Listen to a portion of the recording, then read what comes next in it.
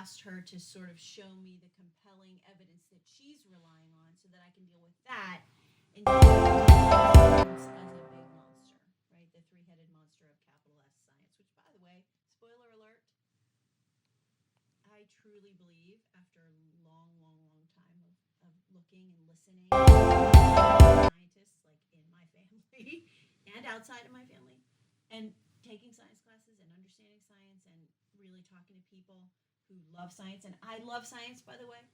I love science. Science and faith complement each other. They don't contradict each other. It's all a matter of what your predisposition is when you're coming to the knowledge that you're given or that you want to relay. It's your predisposition of what you want to believe. But I don't find them to conflict. Okay, so I could maybe even say that inside this conversation. But what I've asked is, and again, we're disarm and deconstruct. I've disarmed by being vulnerable, saying that I've shared that concern. I've experienced that journey. Thank you for answering the question, asking the question. I'm being relational. And then I just did a little tiny thing with deconstruct by saying, what proof do you believe is in contradiction with the Bible? So let's just talk dinosaurs and cavemen and how the evolution of man came about, as opposed to how you don't hear anything about that necessarily in the Bible. It goes right to Adam and Eve and then men. Okay, I'm not sure I understand the question. Can you ask me just tell me? Let me see if I understand it. Basically, the theory of evolution is what you think disproves the Bible. Let's go with that, yes. Like how man came about. Okay. So I'm not sure if that's evolution or creation that you are thinking is disproved by science. Can you help me understand what you're saying there? Because they're really two different things. I think you could take either one. I was stumped by both. Okay. I'd love to start with creation. I think it makes sense to start there because we can't get to evolution until creation happens anyway. Is that fair? Done. So there's this theory that really aligns with the Big Bang Theory. Do you believe in the Big Bang Theory? Yes. Great. And this theory posits,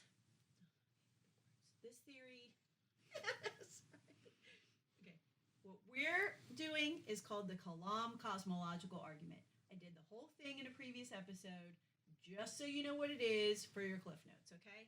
But now I'm not going to do the Kalam cosmological argument in all the fancy SAT ways. I'm going to do it in a Starbucks conversation way, okay?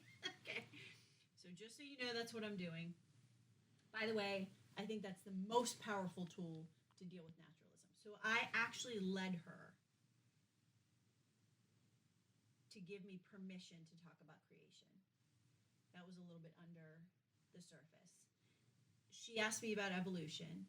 She said something else about Adam, and I led her over to creation because I do believe that's where you have to start. So if you can do that, try to do that, because remember that I said at the beginning of this particular part of our series, we want to start big with the possibility and probability of God and then work our way in. And what she's done now is she's given me permission to go all the way out to the beginning, which I really believe is where you have to start, because you have to work with this person on the possibility and probability of God before you can work on any of the other stuff that she's really dancing around and asking me about. She's like, what about science? What about evolution? What about and those are all great questions, and I want to deal with them.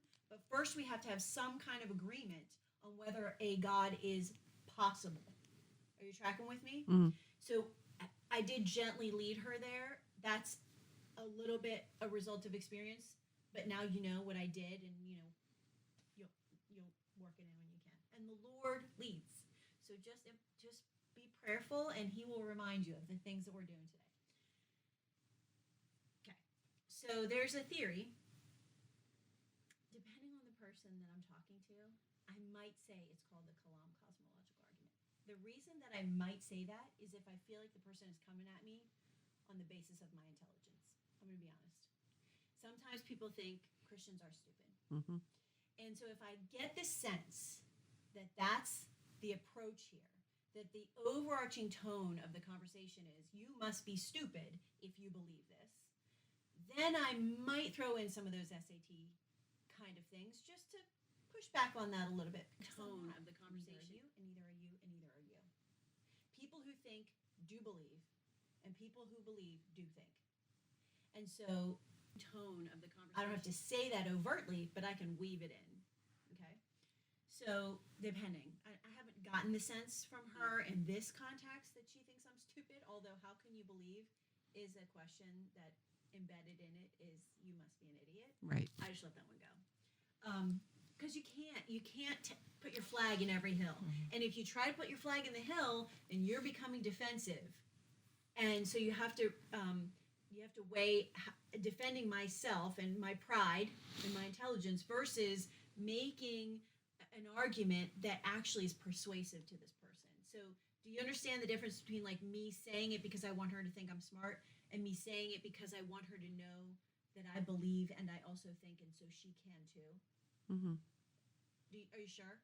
Because that's a fine line between pride, which will totally take you down in any of these conversations, because pride is the work of the enemy, and if the enemy has traction with you, he's taking you down in this conversation. Pride is the enemy. No, I think of it like you're showing that, you're laying down some boundaries, I guess, some rules, where you're letting them know, okay, you're showing that I see where you think my brain is. So I'm going to tell you where my brain is. And it didn't come easy to me. Yes, I did the work. I have worked on this, for years, and it's still work. Oh, still a work in progress. Sure. I mean, that's exactly right. That's a right. really good way to embody and right. to summarize it. Okay, so I may say that to her, but right now I'm just going to say there's an argument, there's a theory that says everything that began to exist. Okay, so I may say, and it aligns with the Big Bang Theory because the Big Bang Theory says that the universe began to exist. Does that make sense? Okay. Okay. So are you with me? I may say I'm with you. We don't disagree on that. We're good.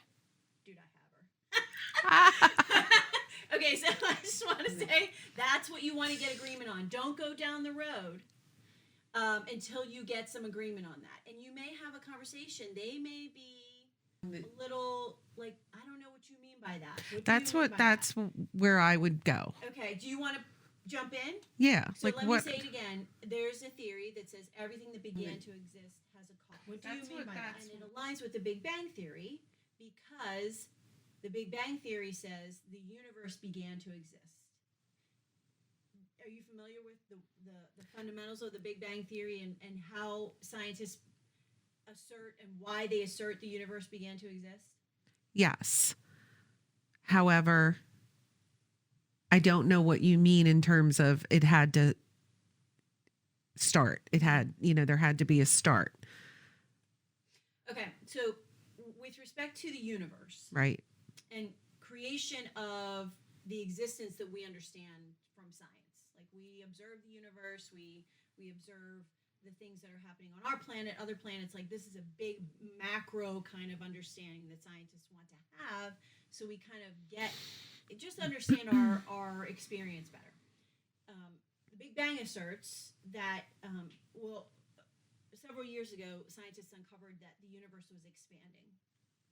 And as a result of observing that the universe was expanding, they can reverse engineer the fact that it must have come from a smaller than what it is, observing that the universe was expanding existence. And the theory is, I mean, none of us can go back in time, but the theory is from observation of the universe expanding, the theory is that it started from an infinitesimally small whatever. And a huge explosion or huge event of some kind started the universe, and it has been expanding ever since. And so what scientists are saying when they say the Big Bang Theory is the most likely theory to explain creation and how what we experience now began to exist, is they're saying it started. And that's what I mean. Okay. That it wasn't always. Previous to the Big Bang Theory, people would say the universe has always existed. Started. But that's really been debunked. Right. That's what I mean by Okay. started. Okay. Um, I have a better understanding Does of that what. make sense? Yes. Do you agree with those scientists? Started. Does it seem like those scientists are probably right? I would think so. Me too. Yeah. Okay. Disarm. Okay. So the argument that's made here is, in summary, everything that began to exist had a cause. Because we now know the universe began to exist, that there was a time when it didn't exist. Everything then it did, the universe had a start. The universe began to exist. So if everything that began to exist has a cause, and the universe began to exist, the universe must have had a cause. Does that make sense? Mm-hmm. If we believe that everything that began to exist has a cause, and we believe that the universe began to exist, and the universe must have a cause, then that cause must be unbelievably powerful. It must exist outside of the universe itself and the space that the universe occupies, and unbelievable the time that the universe has existed. So it exists outside of space and time. And it just becomes this something that we actually can't even really wrap our brains around. Whatever that cause was, it's just bigger than we can even possibly understand. That's what I call God. Unbelievable. I think we kind of agree there has to be a God, or at least it's probable. If we agree that the Big Bang, and scientists are pretty much unanimous on the Big Bang, if we agree that the Big Bang has weight, then to me, this is just another way that science and faith actually complement each other and they don't conflict with each other. Okay. And so, I'm just saying to you that the journey that I was on was looking at science, made me realize a God has to be possible and, in fact, is probable. Does that make sense to you? Yes. It's good. Yeah. Yeah. It does. So I haven't defined what God looks like. I haven't Right, called him right. Jesus. I haven't done any of that. All I've done, and there's a guy, his name is Greg Kokel, and he does great work in apologetics. And he says, just put a stone in their shoe. Yes. They came to the conversation with a set of beliefs. Right. Just put a little pebble in their shoe so that when they're walking away, they're like, what is that? What? Right. Right? Like Mhm. something has shifted. Well, just and a little bit. the way that you described it, you showed your own skepticism, your own journey. And I think that is more, it's more, Genuine. Relational. yeah, yeah, That's what genuine. I'm going for. vulnerable. Yes, disarming, and I think that it's good that you noted that, because I don't want disarm and deconstruct to feel linear. So I don't mean that you should disarm and then get about deconstructing and never go back to disarming. Right, It's cyclical. right. So even as I'm deconstructing, I'm checking in with you. I'm asking you questions. Mhm. Does that seem right? Do you believe Mhm. what scientists believe? Well, and you're showing I your mean, own vulnerability. Yeah. You know, you're Yeah. you're showing. You're kind of like, you know, you laid down the boundaries early on, Mhm. so And they I know laid you're down- not an I idiot. laid down the common I found common ground. Yes, I yes, found common ground. yeah, I shifted, and let me make this really clear. Really clear. I moved swiftly away from the Bible. And I met her where she was, which was Yeah. science. yeah, And that's just good relationshiping. Like, if I really want to care about you and love on you, I'm going to meet you where you are. That's what Jesus did, guys. He met us where we were. Mhm. So all these principles, these aren't Holly principles. These are biblical principles. And I just am trying to package them, for lack of a better word, like package them in a way that is easy for people to like grip and feel confident and feel equipped. Like, oh, maybe I could have that conversation without stumbling all over myself and sounding like an idiot. Right. And if we just take some time and do the work, we can have these conversations. I'm going to tell you, there's a guy, his name is Michael Behe, Behe, I think. And he did a lecture. It's like 2 hours long. I know you're writing this down, Caroline, but I love you for writing it down, but God bless you if you actually listen to it. It's like 2 hours long, and he deals with debunking evolution based almost entirely on the bacterial flagellum. And I have listened to that lecture no fewer than 20 times because it's intense. And I was like, the first time I listened to it, I don't even know how I heard of it. But I was like, it hooked me. Like you said, there's something here that I feel like I can use. But it was so thinky. And I would listen to it as I fell asleep, and I was like, Jesus, please just. And I was like, the first thing, like, I really want to understand this and be able. I don't even know how to articulate it, but it was hard. And I mean, is that in my back pocket now for someone who's really, really sciencey and wants to really go? Yes. Am I going to bring it out all the time? No, but I have it. I did the work. I did the work. And by having that and having the confidence and feeling equipped in that way, it gives me the chill to stay present in this conversation and be relational and be loving and be Christ-honoring and be peacemaking. I don't have to feel stressed, because what are we going to do when we feel stressed? We're going to get snippy, we're going to get argumentative, and the core is equipping yourself, however God leads you to get equipped, because he's going to equip each of us in different ways, preparing us for conversations he has in mind for us and has had in mind since the beginning of time. Just a question just popped into my head.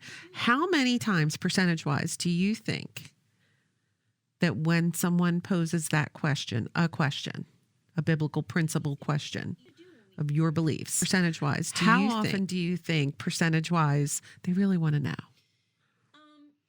And how much of it is, really? Yeah, and I'll tell you why I say that. There was a person in my life who absolutely never wanted to talk about faith. She legitimately did not care. Absolutely. And one of the things she said to me when I asked her a question, she was like, "Well, I just guess I don't feel like I have to have all the answers. I'm not worried about it." That person is a way bigger concern to me than someone who's engaging in conversation with you on any level. Okay. Because you know how they say, like, apathy is worse than hate? Yeah. It's true. Yeah. The person you need to worry about is the person who holds no beliefs and is super comfortable there. So I think 100% of the time, when someone asks you a question, they want to really know the answer. Whether they believe in that moment, that they want to be convinced of your faith is a different story. Right. And that's why I always say seekers and skeptics. So we've got people who come straight as a skeptic, and we have some people who come as a seeker in skeptic's clothing, or vice versa, as a skeptic in seeker's clothing. And I think as long as you're engaged in the conversation, like I said before, God is at work. And that's all we really need to know. All we really need to know is that God is up to something, and he's called us to be part of that. And I get juiced. Yeah. Man, I wish more people would talk to me about this stuff. I wish I could I'm not kidding you, I would spend all day, every day doing this. If someone paid me and I could sustain my life and quit my other job and do this all day long, I would love it, because God is at work in these conversations, and to be used because we did the work, because we put in the time, because we asked God the questions. And by the way, by doing the work and asking the questions, we're deepening our own faith. But that's where I feel like that's where I am right now.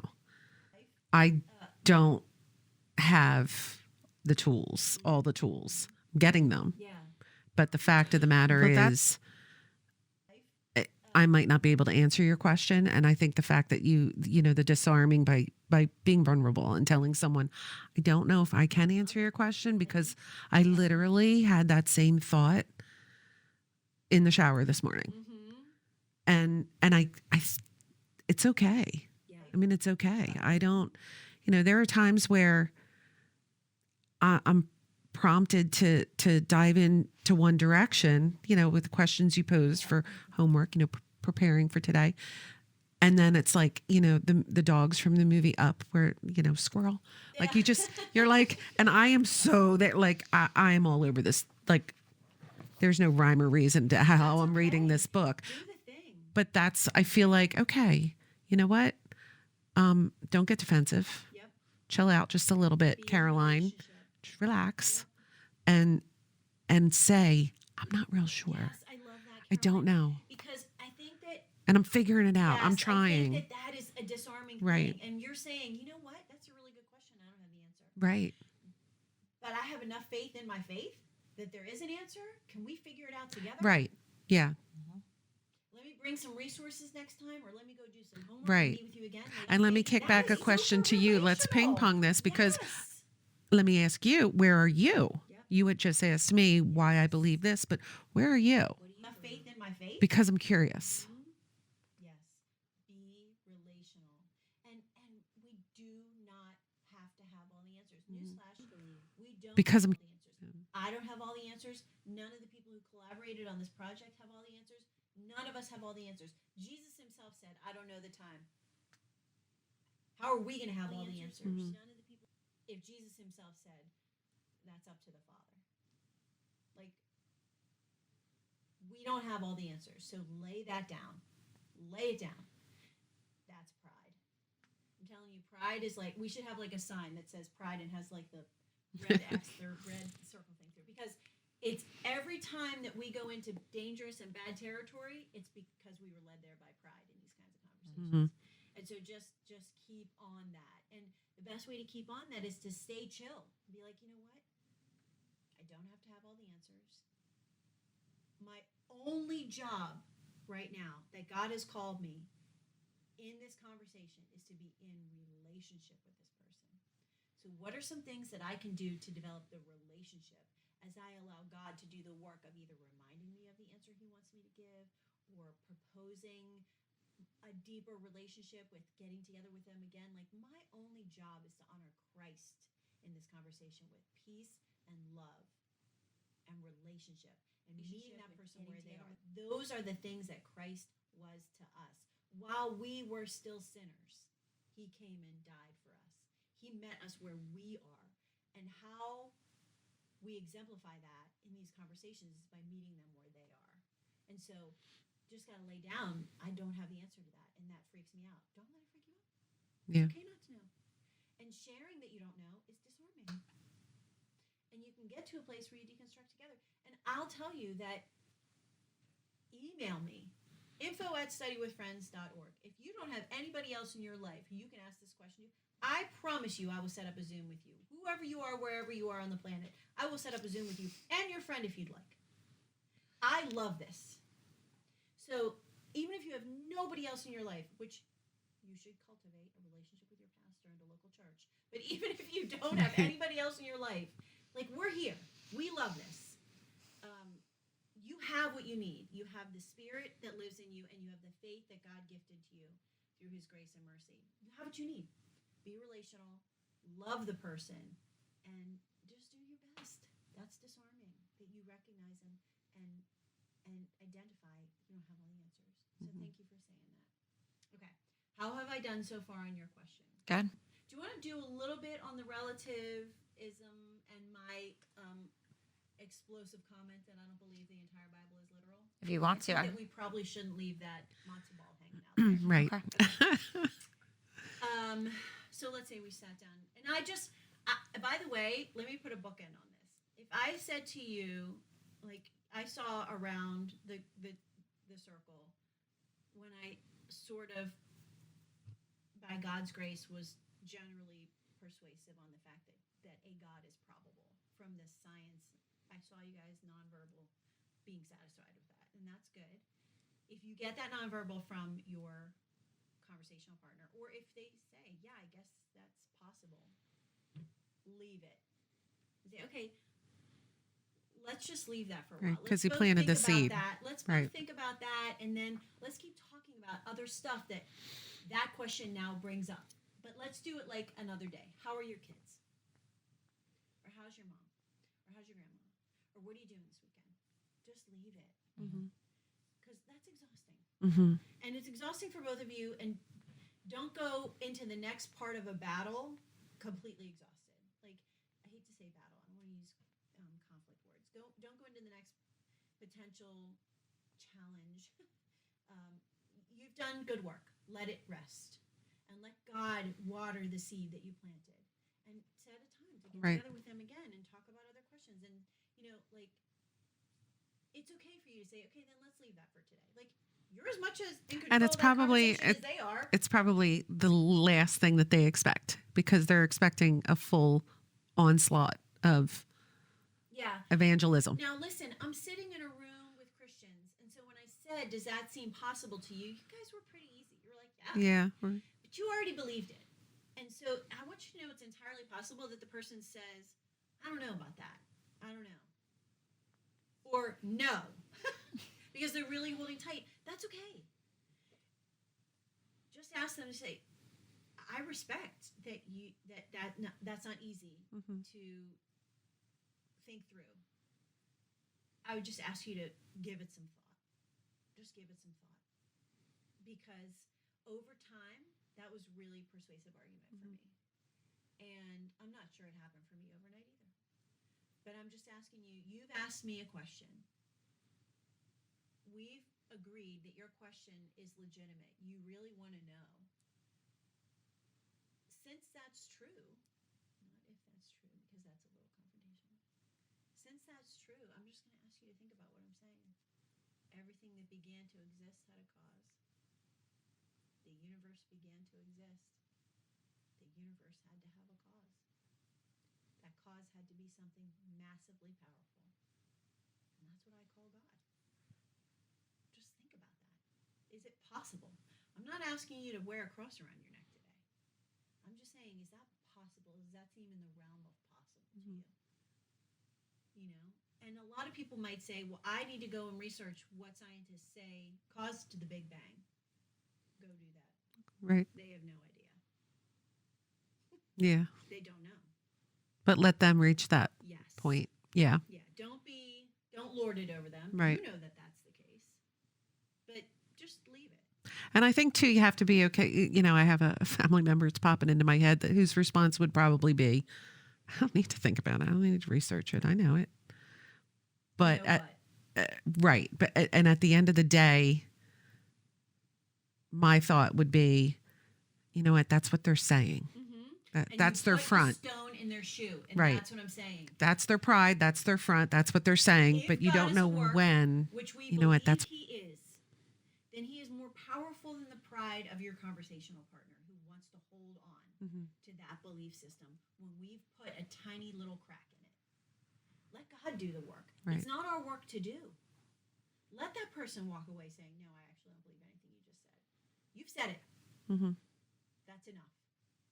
It's not your job to be persuasive. The Spirit wins us. The Spirit wins us. The Lord wins us. He wins this fight, this battle for the soul. Your job to be persuasive. Maybe we're blessed to be instruments, but we don't know. God wins it. Lord, let him win. You don't feel like you need to slam.